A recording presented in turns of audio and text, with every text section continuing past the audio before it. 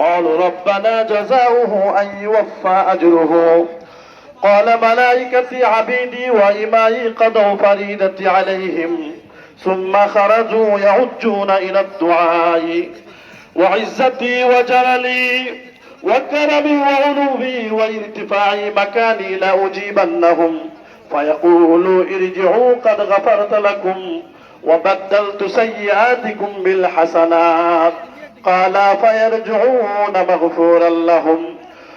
وقال الله تعالى في شأن حبيبه إن الله وملائكته يصلون على النبي يا أيها الذين آمنوا صلوا عليه وسلموا تسليما. اللهم صل على محمد وعلى آل محمد كما صليت على إبراهيم وعلى آل إبراهيم إنك حميد مجيد. اللهم بارك على محمد وعلى آل محمد كما باركت على إبراهيم وعلى آل إبراهيم إنك حميد مجيد.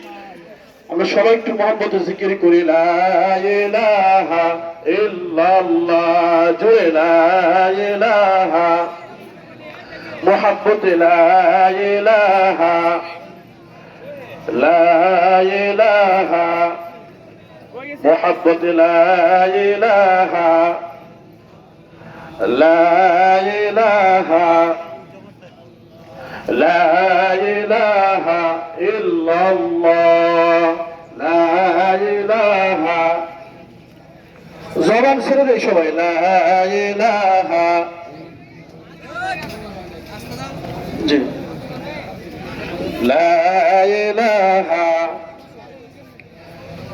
अल्लाह अल्लाह अल्लाह नाम से क्या मजा है अल्लाह वालों से पूछियो अल्लाह अल्लाह अल्लाह नाम से क्या मजा है अल्लाह वालों से पूछियो जिक्र करने में क्या मजा है जाकिरों से पूछियो ला इलाहा सबाई ला इलाहा इल्लल्लाह ला इलाहा ला इलाहा मोहब्बत ला इलाहा या इलाही बच के मर जाओ कहाँ फरियादी है या इलाही बच के मर जाओ कहाँ फरियादी है बागबा दुश्मन है मेरे घाटी में सैयादे है ला इलाहा ला इलाहा ला इलाहा ला इलाहा इल्लल्लाहु मुहम्मदुर রাসূলুল্লাহ। আমরা ঐতিহাসিক জামাতে দ্বিতীয় জামাতে উপস্থিত সম্মানিত মুসল্লিয়ানে কেরাম, উপস্থিত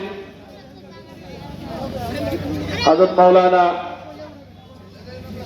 গোলাম রব্বানী দামাত বরকাতুহুম, আমাদের আজকের এই ঈদগাহ মাঠের উপস্থিত ছিলেন সম্মানিত সভাপতি সাহেব জনাব মোহাম্মদ মুজিবুর রহমান সাহেব, আমাদের আমবাগ ঐতিহাসিক ঈদগাহ মাঠের সাধারণ সম্পাদক জনাব মোহাম্মদ খলিলুর রহমান উনি উপস্থিত ছিলেন, তোফাজ্জল ভাই, আসাদ ভাই সহ শেখ মোহাম্মদ আক্কাস আলী, ওনারা ঈদের নামাজ প্রথম জামাতে পড়েছেন। আল্লাহ পাকের মেহেরবানি, আল্লাহর কাছে লাখ কোটি শুকরিয়া যে আল্লাহ রাব্বুল ইজ্জাত আমাকে আপনাকে এক মাস সিয়াম সাধনা করার পরে ঈদগাহে জামায়াত হওয়ার তৌফিক দান করছেন। এই জন্য রব্বে কারিমের দরবারে লাখ কোটি শুকরিয়া। আলহামদুলিল্লাহ। একটু আলহামদুলিল্লাহ বড় করে বলা যায় না? আলহামদুলিল্লাহ। আজকে ঈদের দিন, এই ঈদের দিনে আল্লাহ পাক বিভিন্ন মানুষকে বিভিন্ন হালতের মধ্যে রেখে দিয়েছে। আজকে আপনারা শুনছেন একটা বাচ্চা এখানে কিছু দান করছে, তার দাদা ইন্তিকাল করছে, আজকে ঈদের দিন মারা গেছে। আজকে ঈদের দিনে বহুত মানুষ হাসপাতালের বেডে আসে না নাই ভাই, মেডিকেলে দীর্ঘদিন পর্যন্ত শুয়ে রয়েছে। একজন মানুষ অসুস্থ হওয়ার কারণে পুরা ফ্যামিলিতে কোনো শান্তি নাই, মেডিকেলে সবাই দৌড়াচ্ছে। তো আল্লাহর মেহেরবানি, আল্লাহ রাব্বুল ইজ্জাত আমাকে আপনাকে ভালোবেসে মহব্বত করে এমন এক ঈদগাহে আসার আল্লাহ তৌফিক দান করছেন, ঈদুল ফিতরে সলাত আদায় করার জন্য ঈদগাহে জামাত হওয়ার তৌফিক দান করছেন। আল্লাহ রাসূল হাদিসের মধ্যে বলছেন, এক মাস সিয়াম সাধনা করার পরে যখন বান্দারা আল্লাহু আকবার তাকবীর দিতে দিতে, ধ্বনি দিতে দিতে আল্লাহ পাকের বরত্বের কথা ঘোষণা করতে করতে ঈদগাহ থেকে আসতে থাকে, তখন আল্লাহ ফেরেশতাদের সাথে গর্ব করতে থাকেন, সুবহানাল্লাহ। আল্লাহ বলতে থাকেন, ও আমার ফেরেশতারা, যে শ্রমিক তার কাজ সুচারুভাবে আঞ্জাম দিয়েছে, সুন্দরভাবে করেছে, গুছিয়ে করেছে, তার প্রতিদান কেমন হওয়া উচিত? ফেরেশতারা বলে, ও রব্বুল আলামিন, ও আল্লাহ, যে শ্রমিক তার কাজ সুন্দরভাবে করেছে তাকে পরিপূর্ণ মজুরি দেওয়ার দরকার। সকলে বলুন না সুবহানাল্লাহ। আল্লাহ ফেরেশতাদেরকে সাক্ষী রেখে বলে, ও আমার ফেরেশতারা, আমার ইজ্জতের কসম, আমার বরত্বের কসম, আমার শানের কসম, আমার সিংহাসনের কসম, এই যে আমার বান্দারা, তারা আমাকে দেখে নাই, আমাকে বিশ্বাস করে এক মাস সিয়াম সাধনা করেছে, রমজানের তারাবির নামাজ পড়েছে, এখন তারা ঈদগাহের দিকে যাচ্ছে আমার বরত্বের কথা ঘোষণা করতে করতে, অথচ তারা আমাকে দেখে নাই, তারা ঈদগাহে দোয়ার জন্য একত্রিত হচ্ছে। ও ফেরেশতারা, তোমরা সাক্ষী থাকো, আর তারা যে দোয়া করবে প্রত্যেকটা দোয়া আমি আল্লাহ কবুল করব। শুধু তাই নয়, আমি আল্লাহ তাদের গুনাহগুলিকে মাফ করে দেব। শুধু তাই নয়, ওয়াকাদ বুদ্দিলাত সাইয়্যাতিকুম হাসানা, আমি আল্লাহ তাদের গুনাহকে মাফ করে করে প্রত্যেকটা গুনাহের জায়গায় জায়গায় একটা একটি সবও লিখে দিব। প্রিয় হাজরিন, এই জন্য ঈদগাহে, ঈদ তো আনন্দ খুশি, ঈদ মানে আনন্দ খুশি। এই খুশি তো তাদের জন্য, ঈদটা যাদের নাজাতের জরিয়া হয়ে যাবে, সকলে বলুন না সুবহানাল্লাহ। যারা রমজান মাসে রোজা পালন করে নাই, হাদিসের মধ্যে আল্লাহ রাসূল কি বলছেন, যে এক মাস সিয়াম সাধনা করার পরে তাকবীর বলতে বলতে তারা ঈদগাহের দিকে আসছে, তাদের জন্য আল্লাহ পাকের মাগফিরাত। আল্লাহ পাক কুরআনের মধ্যে বলতেছেন, قد أفلح من تزكى وذكر اسم ربه فصلى قد أفلح من تزكى, ওই সমস্ত মানুষ সফল কাম যারা এক মাস সিয়াম সাধনা করার পরে নিজের আত্মাকে পরিশুদ্ধ করেছে। ওয়াযাকারা ইসমা রাব্বিহি ফাসাল্লা, এবং যারা মাহে রমজানে তারাবির নামাজ পড়েছে এবং আল্লাহ পাকের নাম উচ্চারণ করেছে, ওয়াযাকারা ইসমা রাব্বিহি ফাসাল্লা, তারাই সফল কাম। আল্লাহ কোরআনে বলছেন, যারা মাহে রমজানে রোজা রেখেছে এবং যারা তারাবির নামাজ পড়েছে তারা সফল কাম। আল্লাহ রাসূল ওই সমস্ত ব্যক্তিদের ব্যাপারে সুসংবাদ দিয়েছেন, যারা মাহে রমজানে রোজা রাখছে এবং তারাবির নামাজ পড়েছে, গুনাহ থেকে বেঁচে রয়েছে, তারা ঈদগাহে আসার পরে, ঈদের নামাজ পড়ার পরে যখন তারা আল্লাহর দরবারে হাত উঠায়, আল্লাহ তাদের গুনাহগুলিকে এমন ভাবে মাফ করে দেন যেমন সবেমাত্র কোনো মা তার সন্তানকে প্রসব করেছে। প্রিয় হাজিরিন, বড় আফসোস এবং বড় পরিতাপের বিষয়, মাহে রমজান চলে যা, তারাবির নামাজ চলে গেল, আমরা অনেকবার এই নামাজ পড়ি নাই, রোজা রাখি নাই, গায়ে শক্তি আছে তারপরে রোজা রাখি নাই। বড় আফসোস লাগে, অনেক ভাইয়েরাই মেডিকেলে শুয়ে রয়েছে, তারপরে রোজা ছাড়তে চায় না।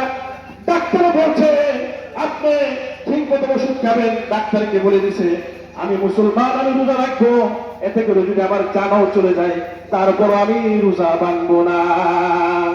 প্রিয় হাজরিন, আল্লাহ পাকের সম্মুখে কিভাবে দাঁড়াইবো যখন আল্লাহ পাক হাসরের ময়দানে বিচারের আসন অলঙ্কৃত করবেন?